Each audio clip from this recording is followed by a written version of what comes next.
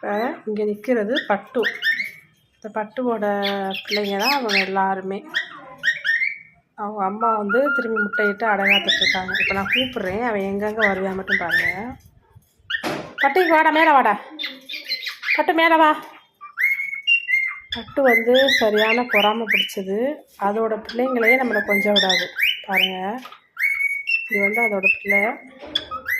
பட்டு மேலே வா, இங்கே வா, பட்டு மேலே வா, வாடா இங்கே.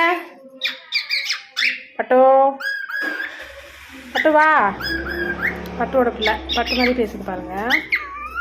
பட்டு, பட்டு, பட்டு வா, அப்புறம் அம்மா போயிடுவேன். வா வா வா, வாடா. அது பிள்ளை வந்து பக்கத்தில் நிற்குதான், அதை நான் கொஞ்சம் கூடாதான், அதனால் வந்து கொத்துது, அவ்வளோ கோவப்படும். அதை மட்டும்தான் கொஞ்சம்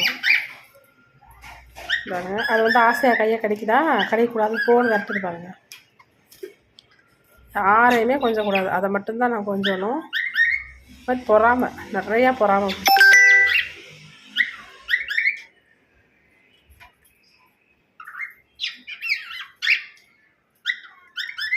அவங்க பிள்ளையே கொஞ்சம் கூடாது, அதுவும் வராது பக்கத்தில். சார் கோவத்தை பார்த்தீங்களா? இப்போ கையை கொண்டு போனால் ரொம்ப கடிக்கும் கோவம், அதை மட்டுமே கொஞ்சணும்.